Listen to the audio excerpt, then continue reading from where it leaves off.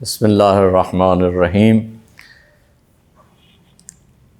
کیا واقعتاً مفسر، مترجم، ملخص،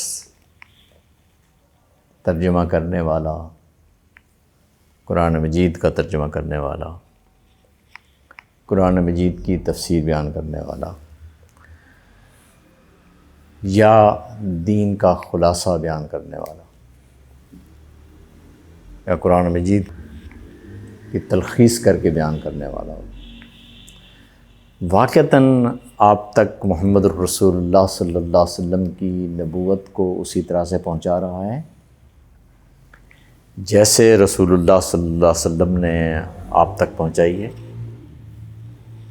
یعنی مسلمان کے ہاتھ میں جس طرح محمد رسول اللہ صلی اللہ علیہ وسلم نے اپنے اوپر نازل ہونے والی وحی پوری دیانتداری کے ساتھ پہنچائی ہے، کیا مترجم اسی دیانتداری کے ساتھ اسے پہنچا رہا ہے؟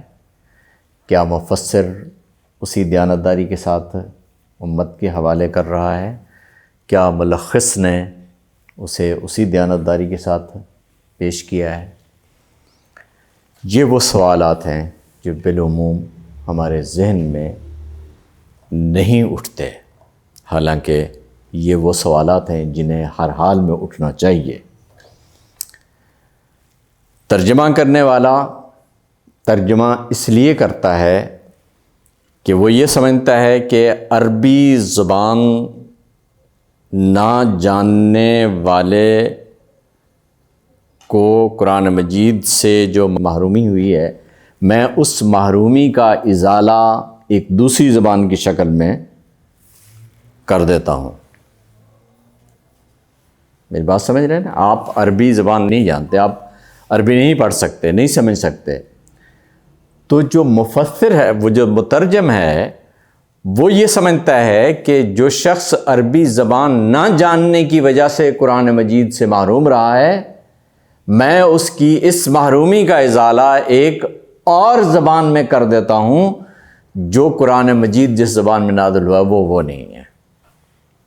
چنانچہ جب وہ قرآن مجید کو آپ تک پہنچاتا ہے تو اس کا یہ خیال ہے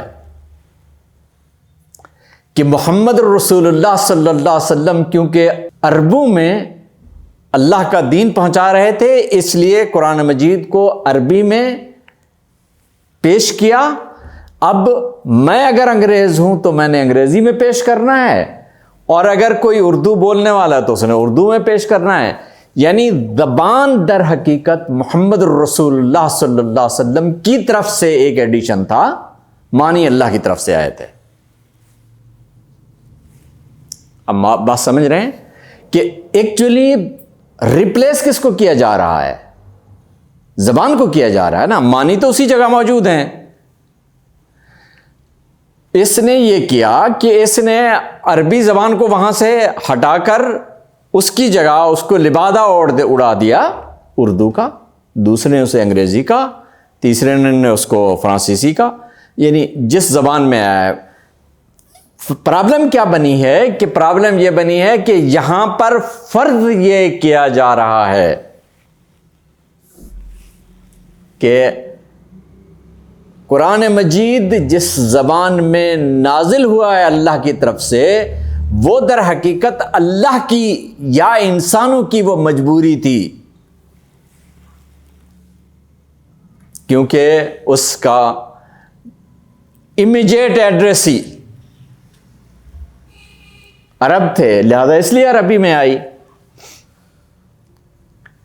اب اس مفروضے کو آپ سامنے رکھیں، اس نے کلام اللہ کو کلام اللہ نہیں رہنے دیا،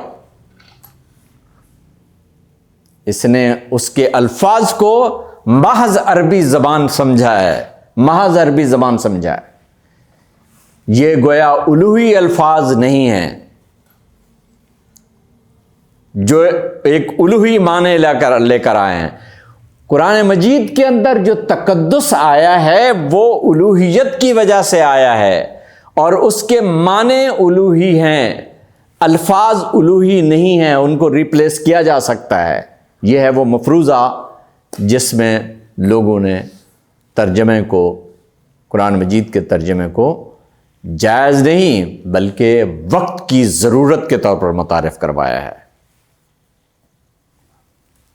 اب میں اس پر مزید کوئی تبصرہ نہیں کرنا چاہتا، اب آپ خود غور فرمائیں کہ اس مفروضے نے آپ کو کہاں لا کھڑا کیا ہے۔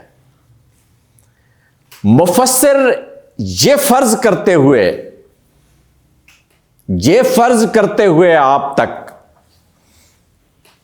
قرآن مجید کو زیادہ کھول کے بیان کر رہا ہے کہ قرآن مجید نے جو بات کہنی تھی، اللہ نے جو بات کرنی تھی، اس میں اس نے کوئی غیر ضروری اختصار برتا ہے، جس کی وجہ سے لوگوں میں کوئی کنفیوژن آ سکتی ہے۔ اس کنفیوژن کو رفع کرنے کے لیے اس نے تفسیر لکھ دی ہے۔ اگر محمد رسول اللہ صلی اللہ علیہ وسلم پر نازل ہونے والی وحی کے ساتھ آپ کا اخلاص ہے تو آپ تفسیر اس لیے لکھ رہے ہیں، اگر اس کے ساتھ آپ واقعتاً مخلص ہیں تو تفسیر اس لیے لکھ رہے ہیں آپ کہ کسی نہ کسی درجے میں قرآن مجید نے جو بات کہنی تھی وہ پوری اس نے بیان نہیں کی۔ اب پوری بات میں بیان کر دیتا ہوں۔ مفسر نے تفسیر لکھ دی، ملخص نے اپنے قاری کو فیسلیٹیٹ کرنے کے لیے، اپنے قاری کی سہولت کے لیے یہ فرض کیا کہ قرآن مجید میں کچھ حشو و زواد ہیں، کچھ باتیں ایسی ہیں جو بار بار ریپیٹ کی گئی ہیں، انہیں آپ ہٹا دیں تو اس سے کوئی فرق نہیں پڑے گا۔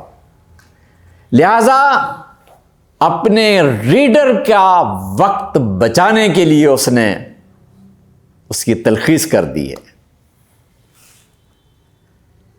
تلخیص کر دی۔ پورے کا پورا دین اسلام ایک کتاب کے اندر لکھ دیا، جمع کر دیا۔ اسلام بطور دین کے یہ ہے، اس میں قرآن مجید کی باتوں کو ریپیٹ نہیں کیا گیا۔ قرآن مجید کی باتوں کو جو ریپیٹیشن تھی قرآن مجید کے اندر، ان کو نہیں ریپیٹ کیا گیا کہ وہ ایک لا یعنی غیر ضروری بات تھی، بار بار ایک چیز کو دہرایا جا رہا تھا، تو اس لیے اسے آپ اگر سائڈ پہ کر دیں تو ایک کتاب آپ ایسی بنا دیں جس میں آپ کا قاری اس مشقت سے بچ جائے یا اس کا وقت ضائع ہونے سے بچ جائے جو اس نے ریپیٹیشن کو بار بار پڑھتے ہوئے کرنا ہے۔ یہ وہ مفروضہ ہے جو کسی ملخص نے دین کو ایک کتاب کی شکل میں آپ کے سامنے دیا ہے۔ تفسیر اس مفروضے پہ کھڑی ہے کہ قرآن مجید نے بات پوری نہیں بیان کی، اور مترجم اس مفروضے پہ کھڑا ہے کہ کلام اللہ میں صرف معنی، قرآن مجید کی جو معنی ہیں وہی زیادہ امپورٹنٹ ہیں، وہ الفاظ اتنے امپورٹنٹ نہیں ہیں، اس کی جگہ پر کسی دوسری زبان کو ریپلیس کیا جا سکتا ہے۔ یہ وہ جواز کے پیچھے پری کنسیوڈ آئیڈیاز ہیں جنہوں نے یہ کام قرآن مجید پر کروایا ہے آپ کی تاریخ میں۔ اور اس کے سوا جتنے بھی مفروضات ہیں آپ ان کی طرف جائیں گے تو آپ حیران رہ جائیں گے۔